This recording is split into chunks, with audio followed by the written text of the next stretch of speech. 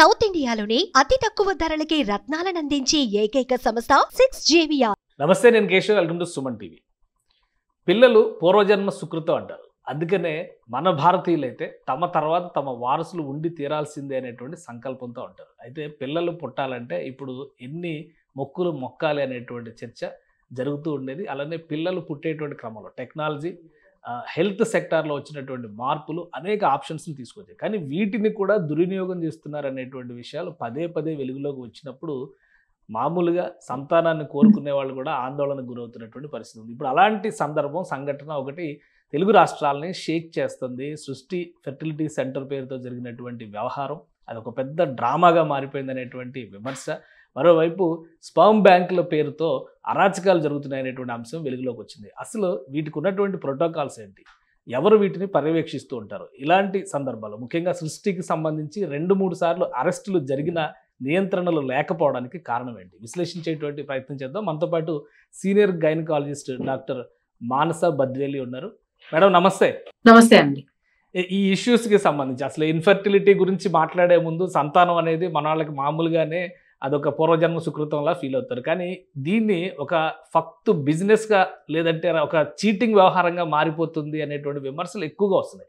ఈ ఇష్యూ చూసిన తర్వాత మీ రియాక్షన్ ఏంటి? ఫర్టిలిటీ ఇష్యూస్ అంటే సంతానం కలగకపోవడం అనే ప్రాబ్లమ్స్ చాలా ఉన్నాయండి. ఈ మధ్య కాలంలో చూస్తున్నాము, హెల్త్ ప్రాబ్లమ్స్ పెరుగుతున్నాయి. ఫర్టిలిటీ ట్రీట్మెంట్స్ తీసుకోవాల్సిన అవసరం చాలా మందికి నిజంగానే అవసరం పడుతోంది. కానీ లెజిట్ గా treatment protocols, research articles allow చేసిన ట్రీట్మెంట్ ప్రోటోకాల్స్ కరెక్ట్ గా ఫాలో అయితే వీళ్ళందరూ న్యాచురల్ గా కరెక్ట్ ట్రీట్మెంట్స్ తో కన్సీవ్ అయ్యే ఛాన్స్ ఉందండి. సో నిజంగా ప్రాబ్లం ఉన్న వాళ్ళకి ఇది ఒక బ్లెస్సింగ్ అన్నమాట. కానీ ఇలా ఏజ్ పెరుగుతూ పోతుంది, చదువులు, జాబ్లని లేట్ ఏజ్ లో ట్రై చేస్తున్నప్పుడు త్వరగా కావాలనుకుంటున్నారు పిల్లలందరూ. సో అలాంటి టైంలో ఫర్టిలిటీ ట్రీట్మెంట్స్ కి చాలా ఎక్కువగా పెరుగుతున్నారు అనమాట రావడం అనేది. సో దాంతో పాటు కమర్షియలైజింగ్ అయిపోతుంది. ఈ ఫర్టిలిటీ ట్రీట్మెంట్ అనే ఆస్పెక్ట్ కొంచెం కమర్షియలైజ్ అయిపోతుంది. డెఫినెట్ గా చాలా మంచి సెంటర్స్ ఉన్నాయి, చాలా బాగా ట్రీట్మెంట్స్ చేస్తున్నారు, చాలా మంది కపుల్స్ హ్యాపీగా ఆనందంగా సంతానం పొందుతున్నారండి. కానీ ఇప్పుడు అన్ని ఇండస్ట్రీస్ లో ఎలా కొందరు బ్లాక్ బోర్డ్స్ ఉంటారో అలానే ఇందులో కూడా ఉన్నారనమాట.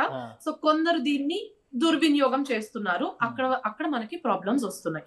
అంటే ఇప్పుడు కొందరికి ప్రాబ్లమ్స్ నిజంగా ఉండి ఎగ్, స్పర్మ్ 2 హెల్దీగా ఉన్న వాళ్ళకి న్యాచురల్ గానే అయిపోతుంది అనమాట. So egg, sperm lake problems, severe గా ప్రాబ్లం ఉన్నప్పుడు ఎగ్ డోనర్ కావాలి లేదా స్పర్మ్ డోనర్ కావాలి. అలాంటి దగ్గర మనకి కొంత ప్రాబ్లమ్స్ వస్తున్నాయి. అసలు ఎవరు ఎగ్ డొనేట్ చేయొచ్చు, ఎవరు స్పర్మ్ డొనేట్ చేయొచ్చు, ఆ డొనేట్ చేసిన వ్యక్తికి జబ్బులేమి లేవా, ఆ డొనేట్ చేసిన వ్యక్తి హెల్దీయేనా, ఆ స్క్రీనింగ్ ప్రాసెస్ కరెక్ట్ గా జరగాలండి. అక్కడ ఫస్ట్ ప్రాబ్లమ్స్ వస్తున్నాయి మనకి. సెకండ్ ఏంటంటే అవి లెజిట్ గా లీగల్ గా కొంతవరకు అలౌడే అనమాట. అంటే ప్రాబ్లం ఉన్న వాళ్ళకి సరే స్పర్మ్ వీర్యంలో ప్రాబ్లం ఉంది, అసలు కొందరికి వీర్యం ప్రొడక్షన్ లేదు హస్బెండ్ కి, అప్పుడు మనం డోనర్ స్పర్మ్ ని తెచ్చుకోవాలి. సో ఆ పర్మిషన్ ఉంది. కానీ కొందరు దాన్ని దుర్వినియోగం చేస్తారన్నమాట. కొంచెం తక్కువ స్పర్మ్ కౌంట్ ఉన్న వాళ్ళకి కూడా త్వరగా ప్రెగ్నెన్సీ ఇచ్చేస్తే మనకు మంచి పేరు వస్తుంది అనేది వేరే స్పర్మ్ తీసుకొని వేరే స్పర్మ్ శాంపుల్ తో కన్సీవ్ చేయించడం, అలాంటివి కొంచెం లీగల్ గా చట్టాలు ఏం చెప్తున్నాయి మన దేశంలో? ఎందుకంటే విదేశాల్లో అయితే కొన్ని వెసులుబాట్లు ఉన్నాయి ఈ విషయంలో అనేది బయట అందరికీ కూడా తెలిసిన విషయం. కానీ మన దేశంలో ఇంకా చాలా రిస్ట్రిక్షన్స్ ఉన్నాయి. బట్ ఇక్కడ ఇప్పుడు జరిగినటువంటి పర్టికులర్ కేసులో ఏకంగా సరోగసీని ప్రపోజ్ చేశారు. సరోగసీ కూడా కంప్లీట్ మిస్లీడింగ్, అసలు సరోగసీనే జరగలేదు అనేది చాలా క్లియర్గా పోలీస్ ఇన్వెస్టిగేషన్లో తేలిపోయింది. సో దీన్ని ఎలా చూడాలి? ఇండియాలో సరగసీ యాక్ట్ ఒకటి స్ట్రిక్ట్ గా పాస్ అయి ఉందండి. దాన్ని ఆల్మోస్ట్ ఎవ్రీ 2 years కి అప్డేట్ కూడా చేస్తున్నారు, ఇలాంటివి జరగకూడదని. కానీ యాక్ట్ లో ఉన్న రూల్స్ ఒకటి, బయట జరుగుతున్నది కంప్లీట్ గా ఇంకొకటి అండి. సో మనకి surrogacy act of India permit చేసేది ఆల్ట్రూయిస్టిక్ సరగసీ అని అంటాం. అంటే నిజంగా ప్రాబ్లం ఉన్న వాళ్ళకి, నిజంగా కన్సీవ్ చెయ్యలేని వాళ్ళకి ఆ మెడికల్ సర్టిఫికేట్ ఒకటి డిస్ట్రిక్ట్ మెడికల్ బోర్డ్ అనేది ఇవ్వాలి. సరే నిజంగానే వీళ్ళకి ప్రాబ్లం ఉంది, సో వీళ్ళకి మేము సరగెట్ మదర్ ని పర్మిట్ చేస్తాము అని. కానీ అలాంటి జరగట్లేదు, ర్యాండమ్ గా అలొకేట్ చేస్తున్నారు అనమాట. సెకండ్ ఏంటంటే ఈ సరగెట్ మదర్ కి ఎవరైతే గర్భం మోస్తారో వాళ్ళకి యాక్చువల్లీ ఏ మెడికల్ ఎక్స్పెన్సెస్ తప్ప వేరే ఏ ఫైనాన్షియల్ బెనిఫిట్ ఉండకూడదు. బికాస్ ఆ మదర్ ఎవరైతే నేను బిడ్డని మోసి ఇస్తాను వీళ్ళకి అనే సరగెట్ మదర్ కి ఏ ఫైనాన్షియల్ బెనిఫిట్ ఉండకూడదు. వాళ్ళు దానికి ఒప్పుకుంటేనే సరగసిలో జాయిన్ అవ్వాలన్నమాట. సో ఇట్లా రూల్స్ ఉన్నాయి, కానీ ఇవి ఫాలో అవ్వట్లేదు. Strict surrogacy act of India ఉంది. అండ్ మోస్ట్ ఇంపార్టెంట్లీ ఏంటంటే జనాలకి దీని మీద అవగాహన లేదండి. దానికి తోడు కొన్ని బాలీవుడ్ సినిమాలు తీస్తున్నారు, ఎవరో ర్యాండమ్ గా పల్లెటూరు నుంచి ఒక ఆవిడ వచ్చి ఎవరో కపుల్ కి గర్భం మోసి ఇచ్చేస్తారు. ఇది చూసి ఇంకా మిస్లీడ్ అవుతున్నారు జనాలు. సో రియల్ సరగసీ యాక్ట్ పడదు, సో వాళ్ళు కూడా అలా చెయ్యరు.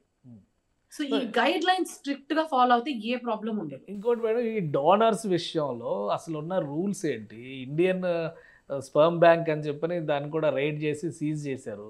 వాళ్ళు స్పర్మ్ని ఇల్లీగల్గా స్టోర్ చేస్తున్నారు. గుజరాత్, రాజస్థాన్, ఉత్తరప్రదేశ్ ఇట్లా వేరే రాష్ట్రాలకు కూడా ఎక్స్పోర్ట్ చేస్తున్నారు. చాలా ఆసక్తికరంగా ఉంది అది. అంటే ఇట్లా కూడా చేయొచ్చా అనేది చాలా వరకు దీని మీద అవగాహన లేదు. అసలు ఏంటి ఇది, ఆ ప్రొసీజర్ ఏంటి, వాళ్ళు ఎలా ఫాలో అవుతున్నారు ఇవన్నీ? డోనర్ స్పర్మ్ అనేది నిజంగానే అవసరం ఉన్న వాళ్ళకి, నేను చెప్పినట్టు అసలు వీర్యం కౌంట్ లేని వాళ్ళకి డోనర్ స్పర్మ్ అవసరం పడుతుందండి. అందులో పేరెంట్స్ కూడా తెలుసు మేము డోనర్ స్పర్మ్ తీసుకుంటున్నాము అని. సో డిఎన్ఏ పరంగా ఓన్లీ మదర్ డిఎన్ఏ వస్తుంది, స్పర్మ్ బయట డిఎన్ఏ ఉంటుంది అని క్లారిటీ ఉండాలి వాళ్ళకి. They should give the consent. మాకు డోనర్ స్పర్మ్ ఓకే అని కన్సెంట్ ఇవ్వాలి. ఈ డోనర్ స్పర్మ్ కలెక్ట్ చేసుకునే వాళ్ళు కూడా అసలు హెల్దీ పర్సన్స్ ని టెస్ట్లు చేసి జెనెటిక్ ఇష్యూస్ వాళ్ళ ఫ్యామిలీలో రన్ అవ్వకూడదు. స్పర్మ్ ఎవరైతే ఇచ్చారో వాళ్ళకి ఏమైనా జెనెటిక్ ప్రాబ్లమ్స్ ఉంటే అది వేరే పెద్ద ఇష్యూ అయిపోతుంది. సో ఆ స్క్రీనింగ్ మెథడ్ ఫస్ట్ కరెక్ట్ గా ఉండాలి. ఆ స్టోర్ చేసిన డోనర్ స్పర్మ్ శాంపుల్స్ కూడా దే షుడ్ బి, అంటే మనకు తెలియకూడదు ఎవరు ఇచ్చారు ఈ స్పర్మ్ అనేది. అనానిమస్ డోనర్స్ మనం సెలెక్ట్ చేసుకొని మాకు ఈ అబ్బాయి స్పర్మ్ కావాలని అలా ఉండకూడదు అనమాట. అదొక స్ట్రిక్ట్ రూల్.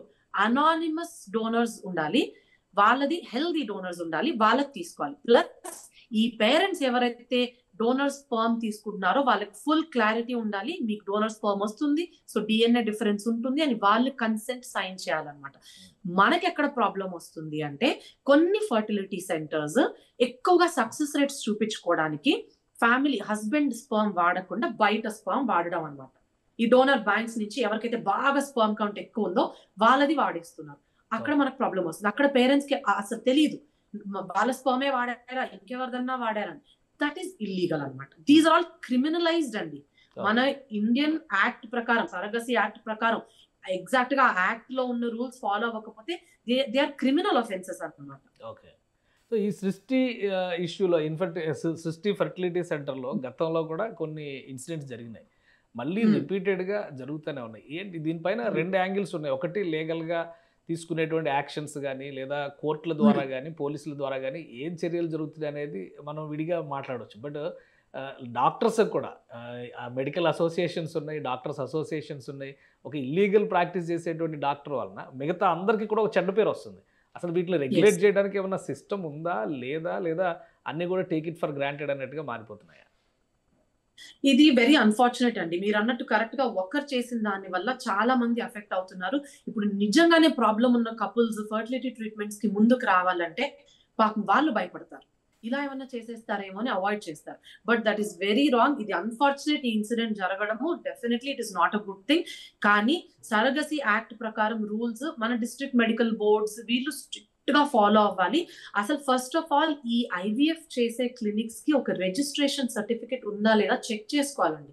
మన జనరల్ పబ్లిక్ ట్రీట్మెంట్స్ కోసం వెళ్ళినప్పుడు అసలు ఇది సర్టిఫైడ్ క్లినిక్ ఏనా, వీళ్ళకి ఈ ప్రొసీజర్ చేసే సర్టిఫికేట్ ఉందా మెడికల్ బోర్డ్ నుంచి, అంటే వీళ్ళు ఐవీఎఫ్ చేయొచ్చా, వీళ్ళు సరగసీ చేయొచ్చా, ఇలాంటివి చూడాలండి. ఆ సరగసీలో కూడా అసలు ఆ కపుల్ కి ఎవరికైతే సరగెట్ మదర్ కావాలనుకుంటున్నారో వాళ్ళకు కూడా ఒక సర్టిఫికేట్ మెడికల్ బోర్డ్ నుంచి రావాలి.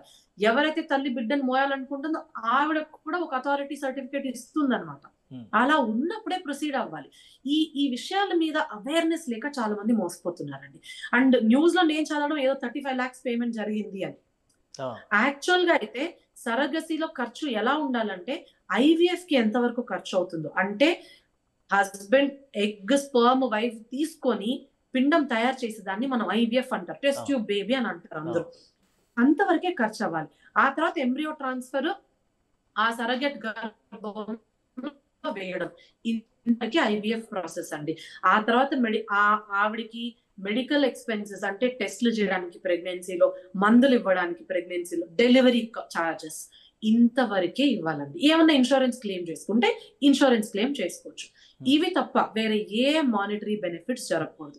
దీన్ని బట్టి ఆ కపుల్ కి బిడ్డ వచ్చే వరకు IVF charges pregnancy charges, delivery charges ఇంతవరకే ఉండాలి. ఇవన్నీ 35 లక్షలు ఖచ్చితంగా అవ్వదండి. ఓకే. సో డెఫినెట్లీ మీకు మనీ డిమాండ్ చేసినప్పుడే జనరల్ పబ్లిక్ కి సస్పిషన్ వచ్చేయాలి. కానీ అంటే ఒక So they are- ఫీలింగ్ కదా, ఎక్కువ డబ్బులు తీసుకుంటే ఎక్కువ మంచి ట్రీట్మెంట్, బెస్ట్ ట్రీట్మెంట్ వస్తుంది అనేటువంటి ఒక నమ్మకం కూడా ఉంది చాలా మందికి.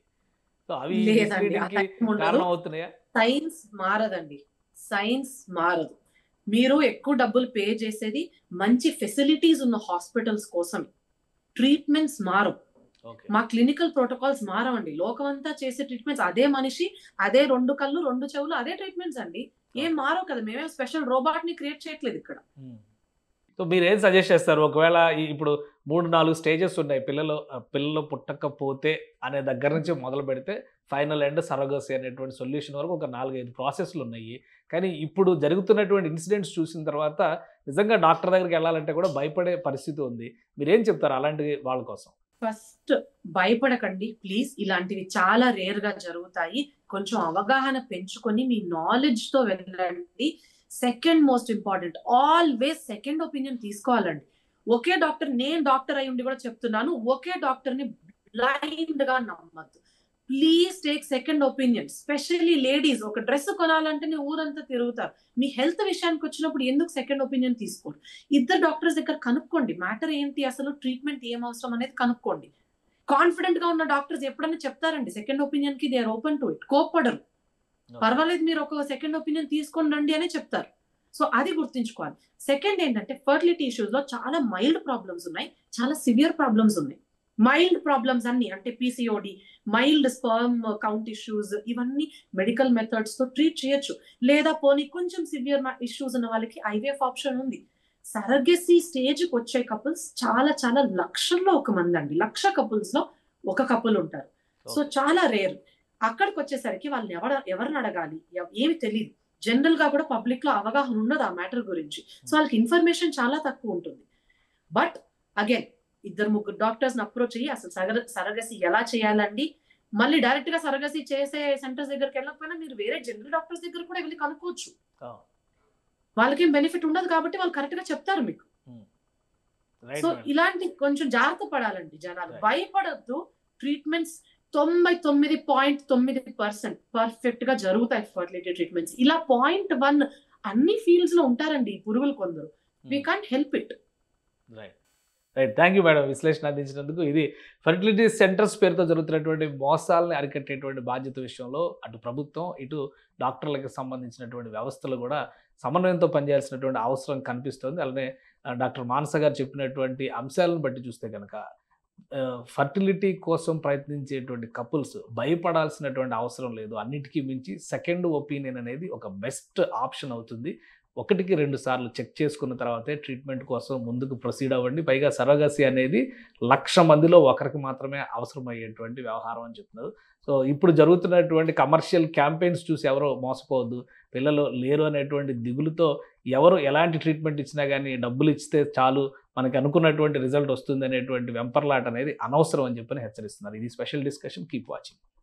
సుమన్ టీవీలో మీ పర్సనల్ అండ్ బిజినెస్ ప్రమోషన్స్ కోసం కింది నెంబర్కి కాంటాక్ట్ చేయండి.